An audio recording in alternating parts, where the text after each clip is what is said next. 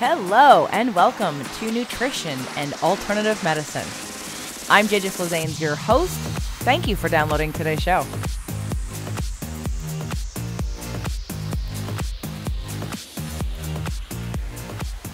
Today's show is brought to you by WhaleWisdomRetreats.com. However, I'm not going to send you to WhaleWisdomRetreats.com today to get one of her 2 free amazing gifts. I'm going to send you to DolphinHealing.net.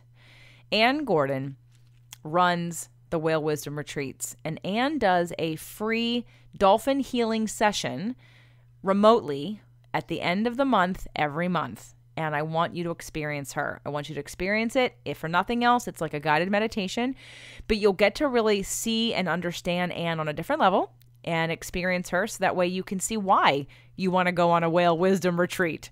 So please go to dolphinhealing.net. dolphinhealing.net. Scroll down to the middle of the page, and there's the section that says join our free monthly group Dolphin Energy Healing Session. They are live and online. She does not record them and send them out afterwards, so you have to be present, but you have to sign up for it to know where it's going to happen and when. And she does them every month, and I just did my first one this past Saturday over the holiday weekend, and it was lovely. Again, like if nothing else, it is a nice guided meditation, which I actually felt some really significant things happening, partly because I was taking time to meditate on a Saturday. And the other part is because she gets messages from the dolphins, and a lot of them applied to me in that moment. So I thought that was really cool. And I really would love you to experience her so that you really understand on a much deeper level why you'd want to make the investment in yourself to take a trip with her and maybe me in the future to swim with the dolphins and the whales and to get some of these very powerful healing energies. Speaking of things coming up, this is the last week, 2 days from today, that you can get the 5-pay plan for the next big step. The next big step is happening September 20th to the 23rd in Los Angeles. It's also happening virtually, and you can get your virtual ticket at any time. Well, up until the event starts, and then I'm going to shut that down. So in the meantime, though, if you want to come to the event and spread the payments out to make it easier for yourself, this is the last chance you will have to do that on a 5-pay plan. I will switch to a 3-pay plan after this, and you'll have 2 more months for that, but this makes it even cheaper month to month when you're doing it for 5 months. So I hope you'll seriously consider, if you want to come and you want to spread the payments out, to go to jjflizanes.com and click on events and sign up for the next big step so we can meet you in person and you can go through some of the things I'm going to talk about today, plus some of the things that I've also shared with you on the show in the past. One more announcement. The next Manifestation Challenge will be in August, and you can sign up for that now, but you're not going to be let into the Facebook group till about the 3rd week in July, in which I will encourage you all to watch all the videos, the Facebook Live videos, so that you're kind of caught up with what's going on, listen to the instructions, and then even you can use the audios at that time and do it ahead of time if you want to. But I wanted you to come in, introduce yourself, and see what it's all about. All right? So jjflizanes.com, and that is the free tools and resources. So today I want to talk about rituals. It's been brought up several times within the Facebook group for the 30-day challenge. Different questions and comments people have had, and I really appreciate people asking those comments and questions because it allows me to address them here on the show. Because if somebody in the group asks one question, I'm sure somebody else listening who's not in the group has a similar question. So let's talk about a ritual and what a ritual is, what it means, why you would want to do it, why you're currently doing them, and if they're working for you. If you look at your patterns and your habits in your current situation, your current life, you already have some ritual. From the time you get up in the morning and how you get up, what's the first thing you do or listen to or say to yourself. Same thing when you're going to bed. We all have sleep rituals, but what is yours? And sleep ritual can be that you watch television until you fall asleep. Not a healthy sleep ritual, but it's a sleep ritual. So our rituals are already embedded in our lives, but we don't think of them as rituals. We think of them as habits.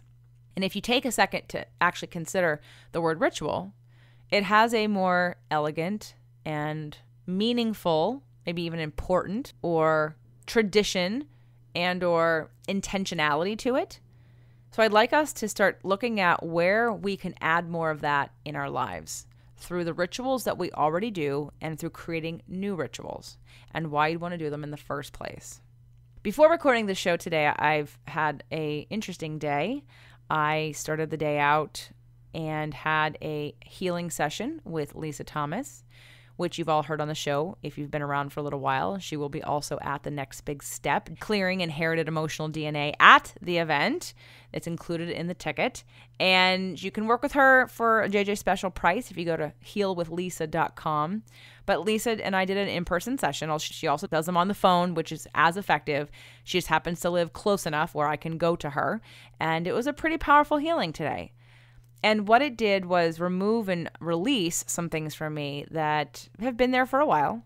But now I'm in a place where I'm a little scattered and unsure and imbalanced because, you know, anytime you do anything like that, you want to give yourself some space to sort of recalibrate.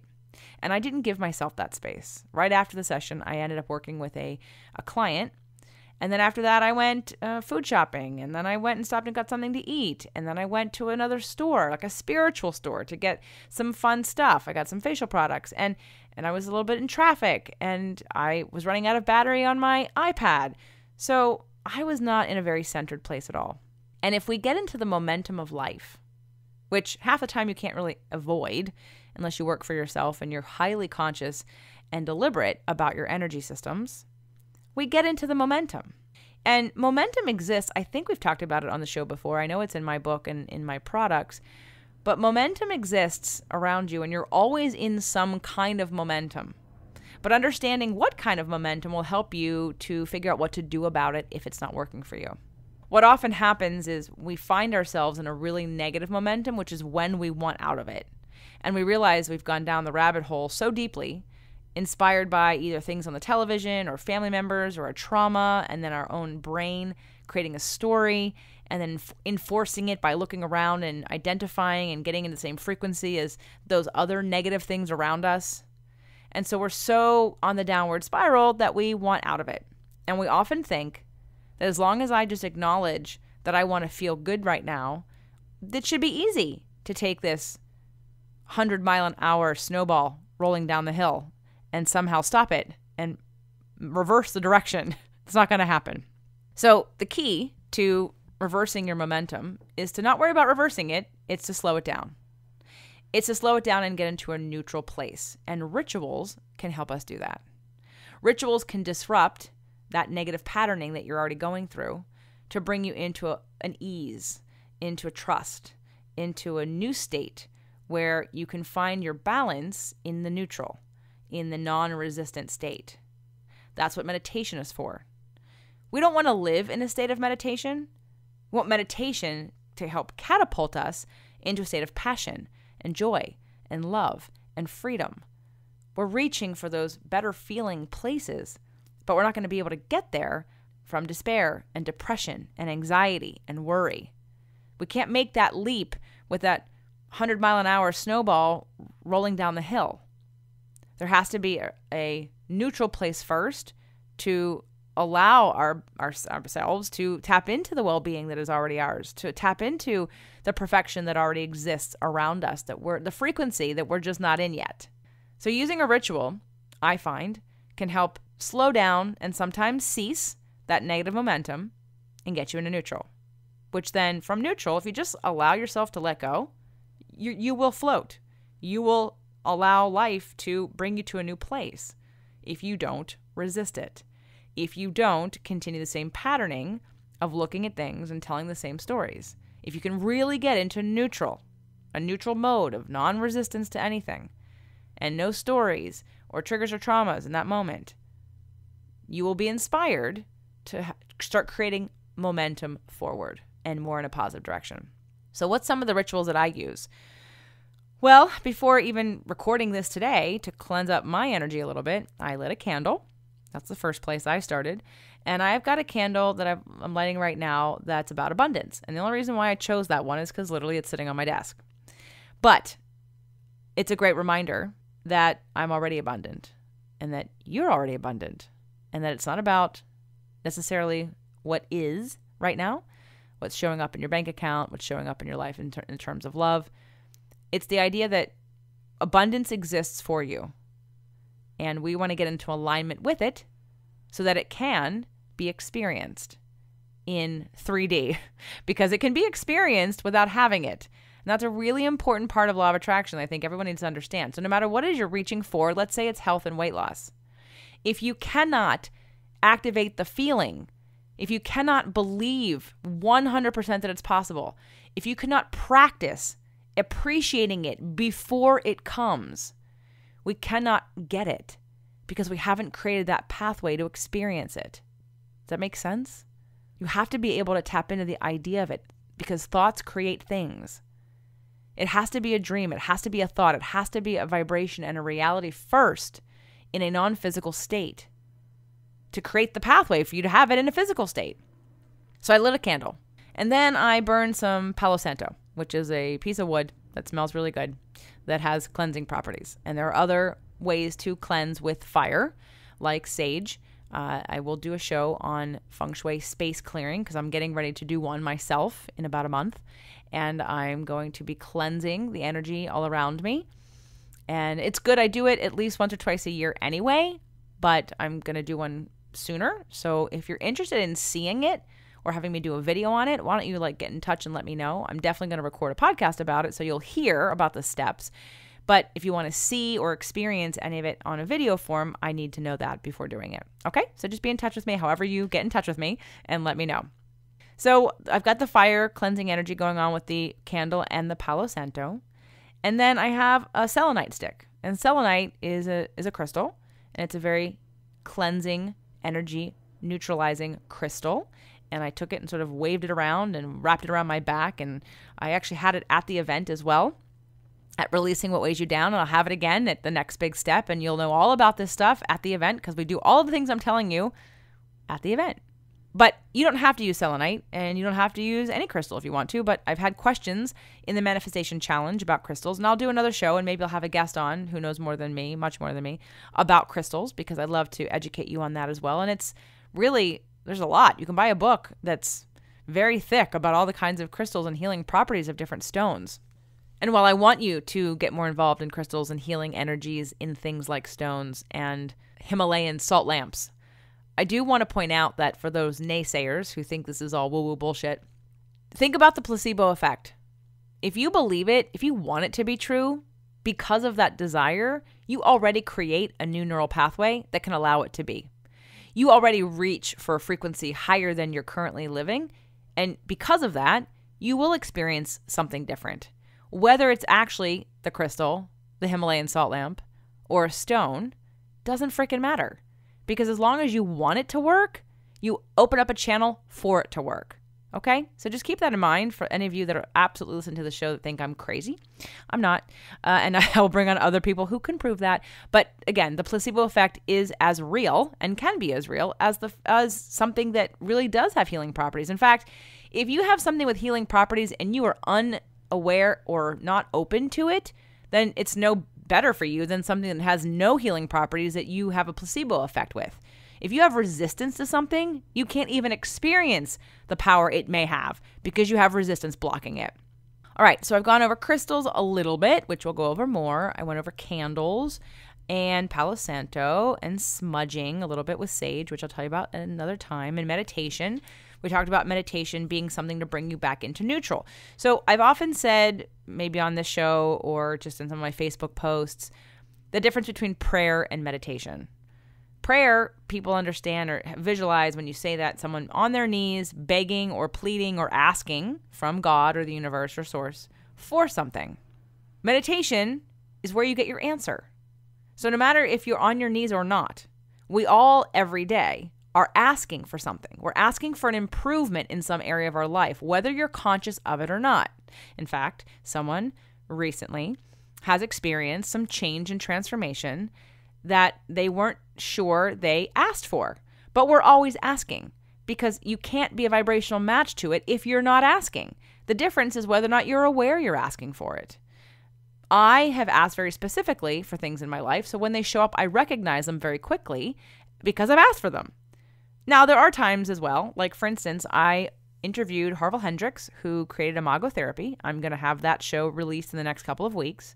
I'll do both video and audio. And Harville was supposed to come with his wife, Helen. When I reached out to them, they said they always do interviews together. Is that okay? I said, sure.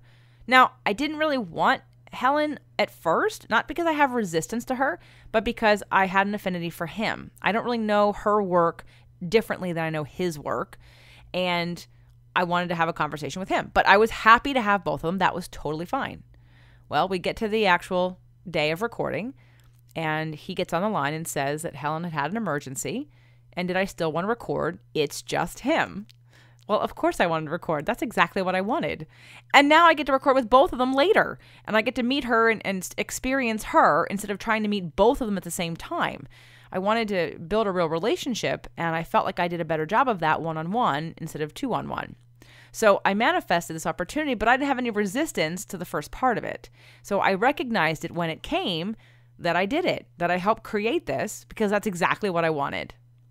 So meditation gets us into the state where we can actually hear, whether it be the angels, God, source, your subconscious mind, or just your own inner wisdom.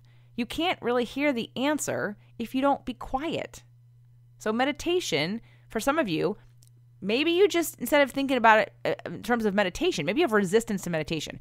Maybe you have resistance because you don't know how to quiet your mind or slow it down, that momentum. But maybe just think about it as waiting for the answer. Sit and wait for the answer. Try that and see if it works for you. But meditation is a ritual, again, to bring us in our bodies, to slow down any momentum we have going, especially negative momentum, hopefully bring us into a non-resistant, surrendered, trusting state from which we can then catapult into a better feeling place. But sometimes we have to recalibrate. We have to reset. We have to go back to neutral in order to move forward.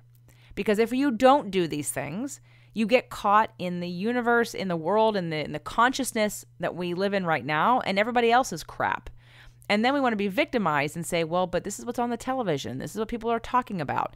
Right. There is a huge ball of negative momentum energy that you have decided to be in alignment with. And then you have allowed it to take you to places you don't want to go. So we have to create some kind of block, some kind of stop, some kind of reset. And a ritual can help you do that. Other rituals that I also participate in, I use essential oils for all kinds of things. I think an essential oils are really strong. The smell, the fact that it's antiviral, antimicrobial, antifungal, antibacterial. There is a power of that brain-blood barrier, that very strong sense that then really can penetrate your body so quickly. No matter what the scent is. I use all kinds of different scents, from lavender if I have to go to sleep at night. Lavender is a great one to bring you down from a negative momentum, or to calm you, if you will, from too much scattered energy. I use eucalyptus every day. I'm a little addicted, I won't lie. I use it in a diffuser that's in my car. I used to have one at the desk and at the car, but now I just have it in the car. And the eucalyptus is uplifting. It's invigorating. So, I mean, I've replaced coffee with it. I don't really have that much caffeine anymore. And not that I need caffeine, but I really love the cleansing and clarity and exhilaration I get from eucalyptus. I just love it. So essential oils is another one, and I'm going to have someone on the show talking about them in the future. I'm just trying to figure out which company to work with, and I've invited them to also come and be at the event. So more on essential oils and definitely more on crystals coming later. I'm going to stop with one more ritual that I do, that I did with people at Releasing What Weighs You Down, that I'll do again at the next big step, and that I encourage everyone to do at some point because it's fun. And that is the use of cards. I've got a deck of angel cards, goddess cards, and tarot cards. Now, for those of you who listen to the show, I'm not trying to fortune tell. That is not the goal of me using cards. I recognize that when my energy is scattered and I haven't meditated and I'm not clicked in very well, or like today, I'm out of balance because of my healing energy session with Lisa and not allowing myself to ground myself or give myself any rest. Honestly, that's part of it, is that I haven't stopped to really rest and allow my body to, again, recalibrate and reset. I decided to pull some cards. And there's no right way to do it. There are suggested ways. I've got a couple of suggested ways. And maybe I'll do another whole episode on the different kinds of cards. I've already done a show on tarot cards or tarot. You can call them either one. Lots of people from the event purchased goddess cards or angel cards. It doesn't really matter. Here's the practice. The practice is that you shuffle the cards and you ask and you give it your energy, and you either ask a specific question or you just ask a general question. And the purpose of it is to, again, release control and to allow messages and information to come to you in a different way. And most of the time it's right on, not always, but most of the time people experience some kind of aha. And if nothing else, it's a reminder. But again, we are calming the nervous system down. We are getting centered. We're creating a hopeful energy. We're hopefully stopping any negative momentum. And maybe we're even starting a positive momentum to your life because it helps you get to sleep. Deep, restful, rejuvenating sleep is necessary for every function in our bodies. In order for us to be healthy, for us to be detoxing, for us to build muscle, to release fat, to release water, to increase our immunity, we need rest. That's also a note to myself, to remind myself I also need rest. I need more of it in the coming weeks. But what you can do with these rituals is help your body get prepared. So a sleep ritual will help you sleep better. A ritual before you do an important thing, before you have an important pitch, or before your job interview, or before you're meeting up with somebody for some reason. A ritual can help, again, center you. And there's two parts of our energy that I want to make known that I think are very important. I've had people say, you go too far outside of yourself. And that was, of course, from a Taurus who is very grounded and doesn't vibrate on a level of too far out expansion, but does meditate. And for me, as a Pisces and many Sag planets in my chart, the further I reach out, the further I expand, the calmer I am, because I remember that we create our own reality and that I'm a part of a very large network of energy from the sun. I think I talked about that on the show with Ty Kane and other shows, that I like to tell people, remember that you're a sunbeam coming from the sun. God is the sun. We're sunbeams. We are all the same energy. We're just focused forward here having a physical experience. And if I can remember how big and how expanded I am and how this is not my first time on the planet and how I'm never going to get it all done, so what's the point? The point is to enjoy it while I'm here. Take the lessons. Let go of things I'm holding on to. Enjoy the ride. I came down purposefully. I didn't come down as a default. No one pulled me here. I chose to be here. So why not figure out how to enjoy the ride? Figure out how to deal with contrast in a better way. Figure out how to release pain and even embody pain in a way that doesn't necessarily mean something about you that's so tragic that it upsets your whole balance. These are some of the lessons that I think are important for us to become resilient with. And I think rituals can help us get centered, remind us of who we really are, remind us that we're all connected, and give us a little insight when sometimes we're too much either in a left brain logical way, or maybe we're too much in a right brain tragic, trauma kind of way. Either scenario can benefit from doing some cards and seeing what energies want to communicate to you something different, or just you pull them and you make up a different story. I mean, let's just use it on a psychological level. Forget you believe nothing about anything. Just pull some cards, make up a new story, and you'll feel better. Okay? So I hope you enjoyed today's show, and I will be doing more 2 shows a week starting in mid-June. Just want to remind you for the last time that you have 2 days. You have 48 hours to buy a ticket for the next big step on a 5-pay plan to make it the easiest possible way for you to pay for it. That's really simple, okay? And I hope you'll take advantage of that so I can meet you, work with you, commune with you, and help you break through to your next big step in September. jjflazanes.com. Have a wonderful week.